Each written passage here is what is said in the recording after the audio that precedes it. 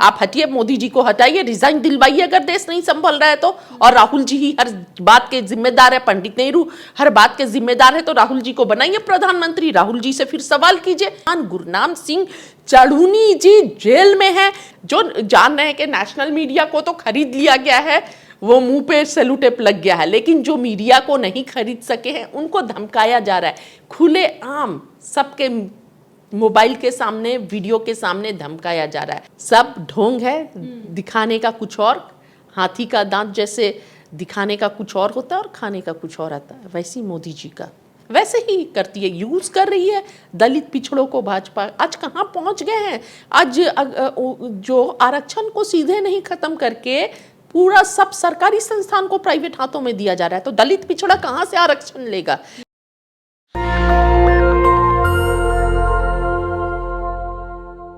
नमस्कार, मैं निधि रतन, आप देख रहे हैं नेशनल दस्तक। आज मेरे साथ मशहूर सोशल एक्टिविस्ट ज़ेबा खान है। लगातार गरीबों की, मजलूमों की आवाज़ उठाती हैं और मुखर होकर वो सरकार से सवाल करती हैं कि आखिर देश में रह रहे नागरिकों को उनके अधिकारों से जो वंचित रखा गया उनके अधिकार कब मिलेंगे। मैम, हमारे चैनल में आपका स्वागत है।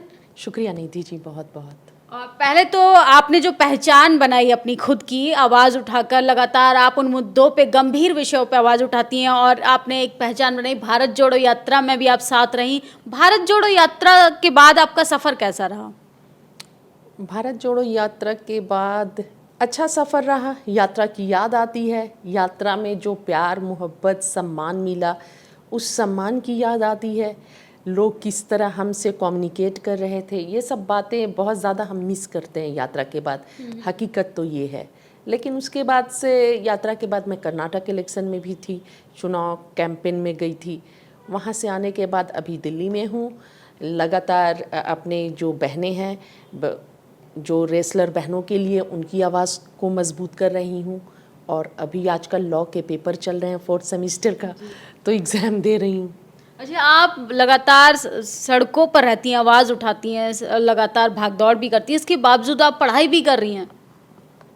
जी, चलिए, मैं सवाल पर आती हूँ कि आपने बात की रेसलर खिलाड़ियों की। लगातार हमारे देश की जानी मानी हस्तियाँ सड़कों पर बैठी हैं, इसको आप कैसे देखती हैं कि वाकई में उनको न्याय मिलेगा?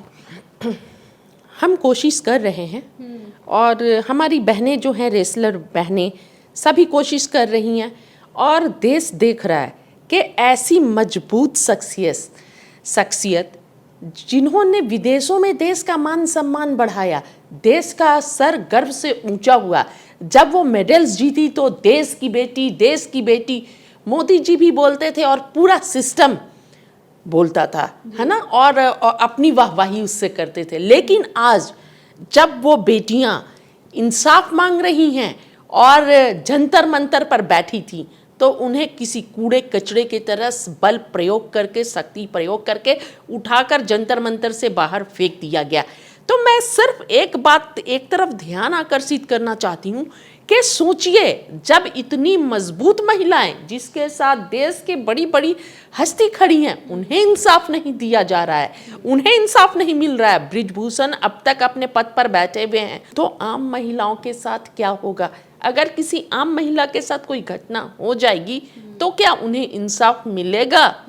आप इंसाफ की बात कर रही हैं। अब तो उन्हें गृह मंत्री अमित शाह ने भी मिलने के लिए बुलाया, उन्हें 15 तारीख तक बोला है कि आप वेट कीजिए, हम आपके साथ न्याय करेंगे।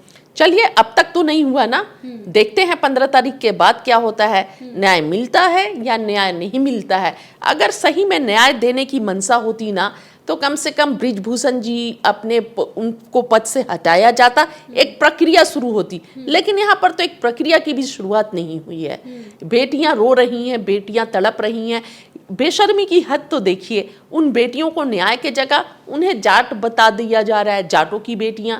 अरे बेटियों में वो देश की बेटियां हैं, जाटों की बेटियां नहीं है। वो बेटियां हैं जिससे देश का सर गर्व से ऊंचा हुआ था, और हर देश की बेटी फक्र करती है और सीना चौड़ा होता है।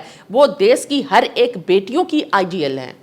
आप कह रही हैं कि देश की बेटियों को जाट कम्युनिटी से रिलेट कर कर उनको बताया जा रहा है, क्योंकि जब देश के लिए मेडल लाती हैं तो वो भारत की बेटी होती हैं, लेकिन जब न्याय मांगती हैं तो वो जाट कम्युनिटी की बेटी हो जाती हैं।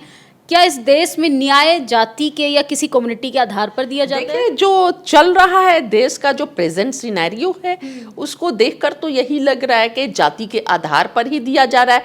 जिस स्टेट में आपकी सरकार नहीं है, अगर कोई घटना घट जाती है बेटियों के साथ तो वहां पर आपको फिक्र हो जाता है, आप डंका बजाने लगते हैं पूरा। और लेकिन जहां पर जंतर मंतर पर पार्लियामेंट का उद्घाटन हो रहा है नया, और थोड़े से दूर पर बेटियां न्याय मांग रही हैं, उन्हें न्याय नहीं मिल रहा है। आप पहले उन बेटियों को तो न्याय दीजिए, फिर जिस स्टेट में आपकी गवर्नमेंट नहीं होगी वहां की बात कीजिएगा।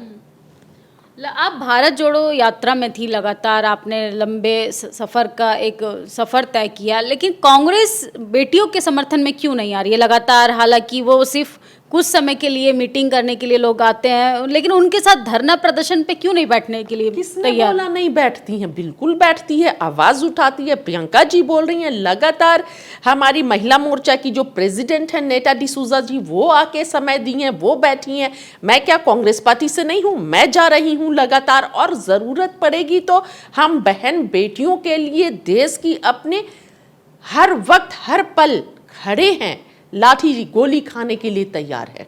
ऐसा भी कहा जा रहा है कि खिलाड़ी जो रेसलर महिलाएं हैं वो राजनीति करना चाहती हैं, क्योंकि एक समय के बाद उनका जो खेल में समय खत्म हो जाता है तो उन्हें राजनीति में एंट्री करने के लिए यू टर्न तो चाहिए। देखिए, ये तो सरकार की बेशर्मी की हद है कि देश में, आपको भी पता होगा, आप मीडिया में हैं, मुझसे ज़्यादा आपको पता होगा कि जहाँ पर भी बच्चियों के साथ बलात्कार होता है, इंसाफ देने के बजाय अगर भारतीय जनता पार्टी के मिनिस्टर या मंत्री या लोग जुड़े हैं तो बोला लड़कियों पर लांछन लगा दिया जाता है, या जहाँ पर सरकार की पकड़ होती है वहाँ पर लड़कियों पर लांछन लगा दिया जाता है।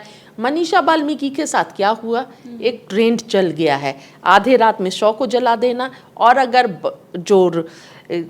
जो शिकायत कर रहा है वो जिंदा है, सही सलामत है, तो उसके चरित्र पर दाग लगाना, चरित्र हनन करना। वैसे ही मैं आपको बताऊं, याद होगा एक आर्मी के जवान ने उठाया था आवाज़, मैं नाम भूल रही हूँ, तो उनके बारे में बोला गया था, उनके भी कैरेक्टर पे उंगली उठाई गई थी कि वो ईमानदार नहीं है, ऑनेस्ट नहीं है। और हर जगह इसी तरह की प्रक्रिया हो रही है। सेम ये पर अगर कोई आवाज़ उठाता है तो उस पर लांछन लगा दिया जाता है सरकार के द्वारा। लेकिन ये तो चलो भारत की बात हुई, महिलाएं जंतर मंतर बैठी हैं देश की राजधानी में। अब तो गृह मंत्री ने उन्हें बाकायदा खुद मीटिंग कर कर उनका प्रॉब्लम को सुना अच्छे से। लेकिन राहुल गांधी क्या कर रहे हैं? राहुल गांधी तो बहुत दिन बाद गृह मंत्री जी को याद आया है, 1.5 महीने बाद, जब बेटियों को बैठ के, राहुल जी प्रधानमंत्री हैं देश के, राहुल जी प्रधानमंत्री हैं, अगर राहुल जी से ही सवाल पूछना है तो आप हटिए, मोदी जी छोड़िए कुर्सी, और तब राहुल जी से आप लोग सवाल कीजिए, हम भी जवाब देने के लिए तैयार हैं। आप हटिए, मोदी जी को हटाइए, रिजाइन दिलवाइए अगर देश नहीं संभल रहा है तो।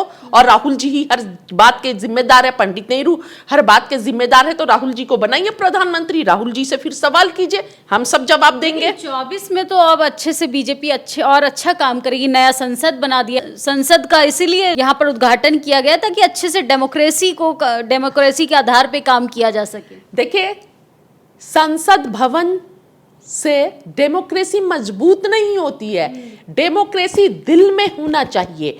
और जिन्होंने खून बहाकर ये डेमोक्रेसी लिखा है, जिन्होंने इस डेमोक्रेसी के लिए शहीद हुए हैं, वैसे लोगों को तो आप इतिहास से मिटा रहे हैं, और वैसे लोगों की प्रतिमा बनाई जा रही है, वैसे लोगों को पूजनीय बनाया जा रहा है। जिन्होंने डेमोक्रेसी दिलाई, जिन्होंने देश को आज़ादी दिलाई, उन्हें गोली मारा। ऐसे लोग इनके आइडियल है। तो ऐसे लोगों से, जो देश के हमारे स्वतंत्रता सेनानियों की जिन लोगों ने हत्या की, और ऐसे लोगों के फॉलोअर्स से आप क्या उम्मीद करती हैं कि वो डेमोक्रेसी को मजबूत करेंगे? डेमोक्रेसी को वो खोखला करेंगे, और खोखला कर रहे हैं। दीमक जिस तरह दिन रात चाटता है ना एक लकड़ी को, घुन अंदर घुन जो है अनाज को खोखला कर देता है, वैसे ही ये डेमोक्रेसी को खोखला कर रहे हैं। आप लोगों को बीजेपी से क्या दिक्कत है? वो राष्ट्र को मजबूत भी बना रही है, विदेश में डंका भी बज रहा है,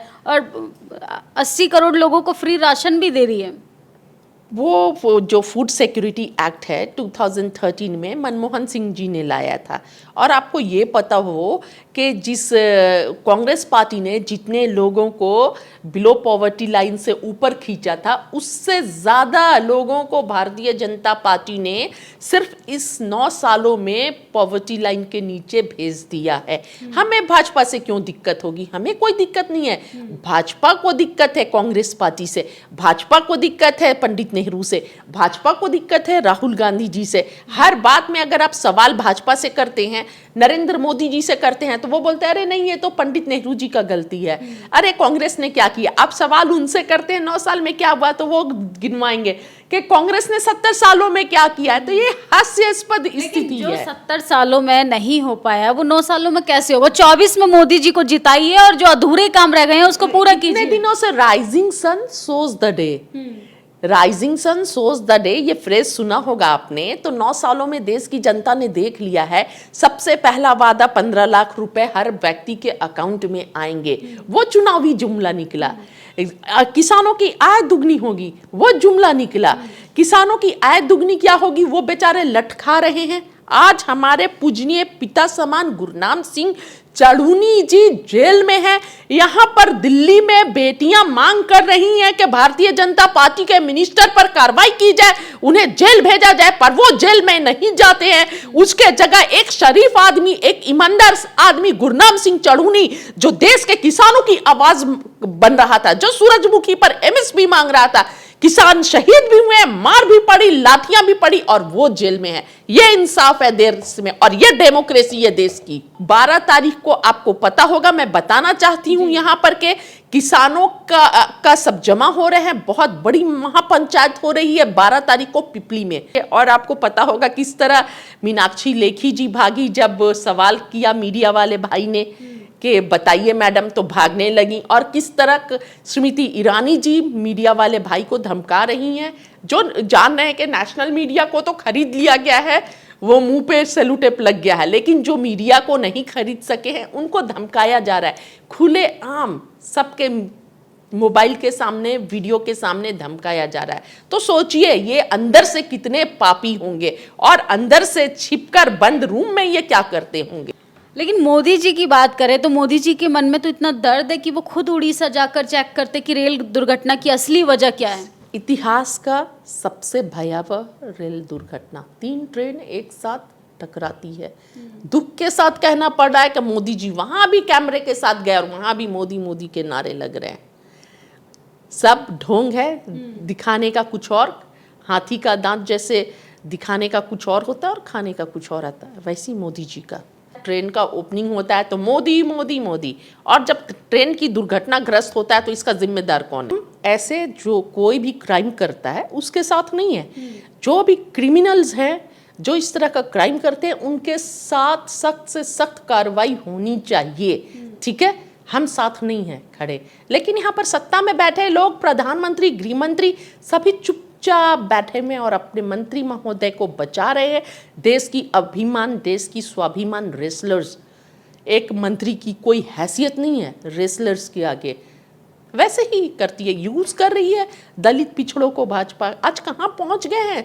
आज जो आरक्षण को सीधे नहीं खत्म करके पूरा सब सरकारी संस्थान को प्राइवेट हाथों में दिया जा रहा है, तो दलित पिछड़ा कहाँ से आरक्षण लेगा? जो बाबा साहब अंबेडकर ने उनके लिए, जो शोषित दलित पिछड़े लोगों के लिए हर समाज के अनुयायियों से के साथ बैठकर और हर समाज को देखते हुए ये संविधान जो बना था और आरक्षण बना था, अब वो लोग आरक्षण कहाँ से लेंगे? क्या राहुल गांधी 23 जून को जो बैठक होने जा रही है पटना में, क्या वो आरक्षण के समर्थन में होगी या जातीय जनगणना के समर्थन में होगी? बहुजन समाज के ST SC माइनॉरिटी के हक अधिकारों पर ये बैठक होगी? देखिए, ये बैठक जो भी होगी वो देश के लिए होगी और देश के हर जाति, हर धर्म के लोगों के लिए होगी और देश को मजबूत करने के लिए होगी, देश के संविधान को, लोकतंत्र को बचाने के लिए होगी। क्या कहेंगी हमारे प्लेटफॉर्म के माध्यम से हमारी जनता को, ऑडियंस को क्या मैसेज देना चाहिए? देखिए, मैं सभी देशवासियों से ये अपील करती हूँ कि मेहरबानी करके चश्मा उतारिए झूठ का, जो भारतीय जनता पार्टी दिन रात टीवी के माध्यम से, चैनल्स के माध्यम से पहनाने की कोशिश कर रही है। और असलियत में देखिए देश कहाँ सरातल में जा रहा है, महंगाई कहाँ पहुँच चुकी है, भ्रष्टाचार कितना ज़्यादा है, बेटियों को न्याय नहीं मिल रहा है, हर बात में धर्म को सामने लाकर पोलराइज किया जाता है, भाई को भाई से लड़वाया जाता है। भारत एक फूलों की गुलदस्ता है और हर तरह के फूल इस गुलदस्ता की खूबसूरती हैं, और ये गुलदस्ता तभी अच्छा रहता है जब सब तरह के फूल रहे। और तो प्यार मोहब्बत भाईचारा ही देश की शक्ति है, और इस प्यार मोहब्बत भाईचारा को बनाए रखें और सरकार से सवाल करना सीखिए और गोदी मीडिया को देखना बंद कीजिए। बहुत बहुत शुक्रिया हमसे बातचीत करने के लिए। धन्यवाद। नेशनल दस्तक की आपसे गुजारिश है कि अगर इसको बचाना चाहते हैं तो नेशनल दस्तक को सब्सक्राइब करने के लिए रेड कलर के सब्सक्राइब बटन को दबाएं, फिर बेल आइकन की घंटी दबाएं। नेशनल दस्तक को बचाने के लिए बहुत जरूरी है कि हर खबर को शेयर करें, लाइक करें, कमेंट जरूर करें।